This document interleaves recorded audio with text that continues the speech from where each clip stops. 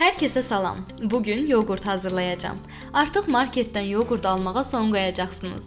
Evdə hazırlamaq istəyənlər üçün ən mükəmməlindən çiyələkli yoğurt reseptini 1 dəqiqəyə öyrənəcəksiniz. Rəngi al-qırmızı olan çiyələklərdən seçib alırıq. Çiyələyi təmizləmək üçün mən bir qədər sodalı suda saxlayıram. Biraz suda gözlədəndən sonra çiyələyi çox da xırda olmayacaq şəkildə doğrayıram. Kiçik formada da doğramaq olar, amma mən böyük formada doğrayıram ki, içərisində bilinsin.